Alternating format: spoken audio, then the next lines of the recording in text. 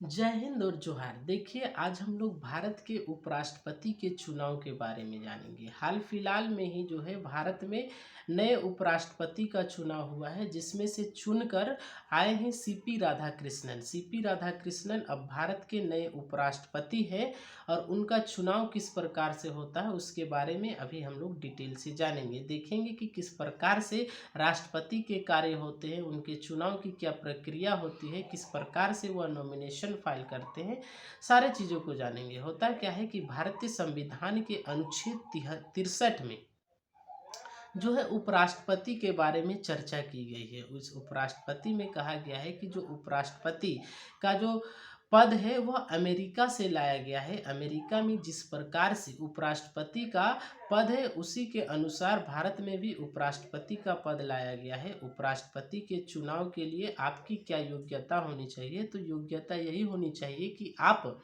सबसे पहले तो भारत के नागरिक हों, उसके बाद आपकी 35 वर्ष आयु पार होनी चाहिए या कम से कम 35 वर्ष आयु होनी चाहिए। साथ ही साथ आप किसी भी सरकारी लाभ के पद पर ना हो। आप राज्यसभा के सदस्य की जो योग्यता होती है उस योग्यता को आप हासिल किए हो। साथ ही साथ आपको किसी भी सदन का सदस्य नहीं होना चाहिए, तभी जाकर आप उपराष्ट्रपति के पद के लिए नॉमिनेशन फाइल कर सकते हैं। उसमें भी होता क्या है कि कम से कम आपके 20 सदस्य की लिखित सहमति होनी चाहिए। साथ ही साथ 20 सदस्य और होने चाहिए जो मौखिक रूप से आपको सहमति दे कि नहीं, इन्हें नॉमिनेशन फाइल कर लेना चाहिए। यानी कि आपको कम से कम 40 सदस्यों की आवश्यकता होगी लोकसभा और राज्यसभा को मिला करके।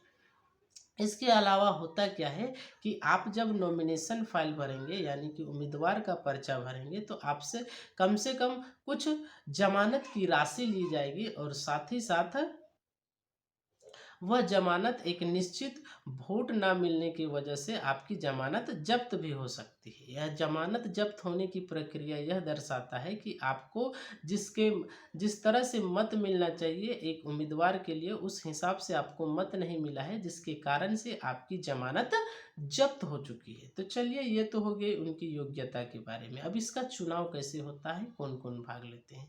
तो इनका चुनाव एकल संक्रमण्य मत द्वारा होता है, यानी कि इनके चुनाव में आम लोग भाग नहीं ले सकते हैं। आम व्यक्ति द्वारा चुने गए लोकसभा सदस्य और राज्यसभा सदस्य ही इसमें भाग ले सकते हैं और जो ज़्यादा वोट लाएंगे उन्हीं को वह विजय हासिल कराते हैं, यानी कि वही उपराष्ट्रपति पद के लिए निर्वाचित होते हैं। अब इनके जो निर्वाचित होने के बाद इनका शपथ ग्रहण की प्रक्रिया होती है, जिसकी चर्चा भारतीय संविधान के अनुच्छेद 69 में कही गई है कि भारतीय संविधान के अनुच्छेद 69 में उपराष्ट्रपति जो है वह राष्ट्रपति के समक्ष अपनी जो है उपराष्ट्रपति जो है वह राष्ट्रपति के समक्ष अपना शपथ पत्र ग्रहण करेंगे। साथ ही साथ इसमें अनुच्छेद 71 में यह भी कहा गया है कि अगर किसी वजह से चुनाव में धांधली होती है तो इसका जो निर्णय है वह आर्टिकल 71 के तहत यानी अनुच्छेद 71 के तहत इसका निर्णय सुप्रीम कोर्ट करेगा। हालांकि जब तक वह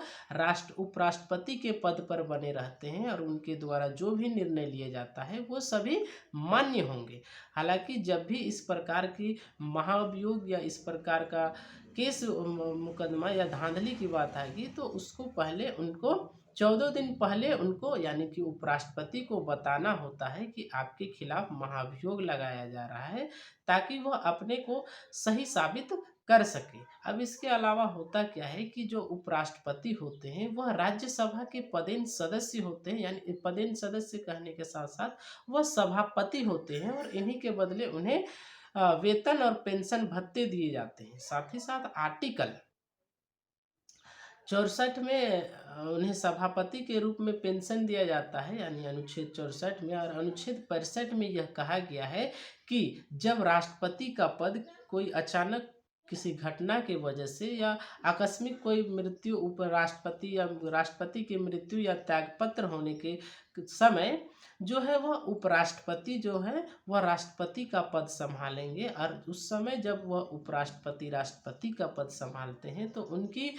जितने भी राष्ट्रपति की सुविधा होती है वह राष्ट्रपति उपराष्ट्रपति को प्रदान किया जाएगा जब तक नए राष्ट्रपति चुन कर नहीं आते हैं। और उपराष्ट्रपति का कार्यकाल जो है वह 5 साल तक होता है चुनाव के दौरान से, यानी कि जब वह शपथ लेते हैं उसी दिन से पूरे 5 साल तक के लिए होता है। और साथ ही साथ जब उपराष्ट्रपति जो है राष्ट्रपति का शपथ ग्रहण करें, राष्ट्रपति के कार्यों को संभालेंगे, तब उस समय जो है उपराष्ट्रपति वह लोकसभा के सदस्य को, लोकसभा के सभापति को यानी अध्यक्ष को यह सूचना देंगे कि राष्ट्रपति जो है वह अपना पद त्याग पत्र दे चुके हैं या अपना पद खाली हो चुका है राष्ट्रपति का। तो जल्दी से जल्दी यह लोकसभा में मैसेज पहुंचाया जाएगा और चुनाव की प्रक्रिया 6 महीना या उसके अंतर्गत की जाती है। तो ये सारे कार्य होते हैं उपराष्ट्रपति के। और अन्य सारे कार्य होते हैं जैसे वह लोकसभा राज्यसभा के सभापति होते हैं तो वह निर्णायक मत दे सकते हैं। वह लोकसभा राज्यसभा में वह किसी भी उम्मीदवार को बोलने की सहमति, वह वहाँ के शासन व्यवस्था को अपने अनुसार और एक संसद संविधान के